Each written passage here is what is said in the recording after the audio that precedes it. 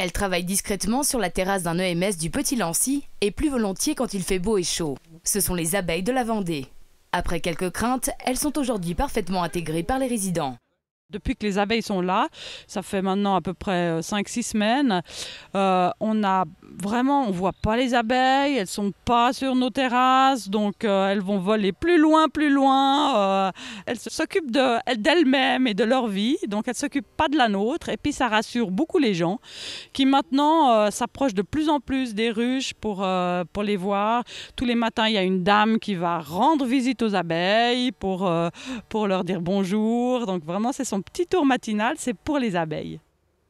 À l'origine du projet Bees for You, une jeune entreprise genevoise qui propose une expérience particulière. Produire son propre miel en milieu urbain, apiculteur clé en main. Une ruche, c'est un vrai petit microcosme. La zone du bas, par exemple, est exclusivement consacrée à la ponte.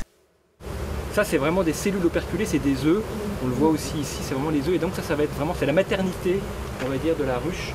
Donc il y a dans cette zone-là la reine et la maternité.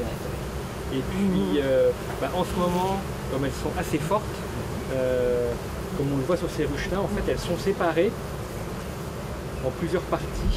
Et on a ici entre les deux parties ce qu'on appelle une grille à reine, que vous voyez ici en fait, qui a été enlevée. Donc cette grille à reine, elle sert à laisser la reine dans le corps de ruche et à s'assurer que la ponte n'a lieu que dans le corps de ruche. En haut, en fait, elles vont y mettre que leurs réserves. Voilà, et c'est ça qu'on récolte.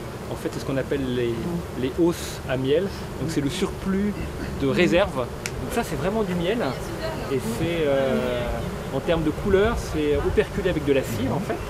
Et c'est vrai qu'en termes de couleur, c'est beaucoup plus clair que ce qu'on a vu le premier round, qui était vraiment marron et qui sont des cellules d'abeilles. L'un des outils clés de l'apiculteur, l'enfumoir. C'est quand même considéré comme une agression pour elle. Donc c'est la reine qui va dire « Attention, on nous agresse, il faut venir se défendre en fait ». Et avec la reine communique beaucoup avec les phéromones. Et donc avec la fumée, en fait, on perturbe la communication entre la reine et les abeilles. Et ça calme effectivement les abeilles. Dans une colonie d'abeilles, on trouve une reine, des faux bourdons dont le seul but est de féconder, et des abeilles ouvrières aux tâches multiples, entre autres. Nettoyeuse, ça c'est le premier job, parce qu'il faut nettoyer les cires. Après elles sont ce qu'on appelle cirières, donc là c'est vraiment quand elles ont leurs glandes qui fabriquent la cire qui sont actifs. Après elles sont nourricières, donc là c'est quand elles ont les glandes de gelée royale qui sont actives.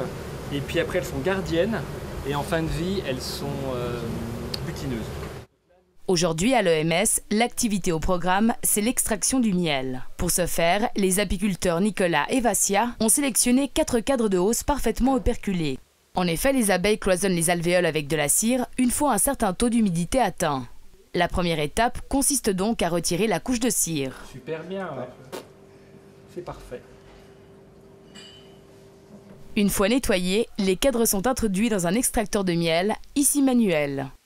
C'était pour que les résidents puissent assister à ce moment-là. Il a pris une extracteuse manuelle, parce que normalement ça se fait de manière électrique, mais là ça va être manuel et puis il va pouvoir extraire quelques kilos de miel devant les résidents qui sont assez intéressés par la chose. À l'EMS de la Vendée, 3 ruches ont pris place ce printemps sur la terrasse. Chacune d'entre elles produira de 15 à 25 kilos de miel par an. Ah, voilà la reine. Elle est avec le point vert. Donc on voit elle est plus longue, elle a encore un abdomen qui est plus long parce qu'elle a sa spermathèque.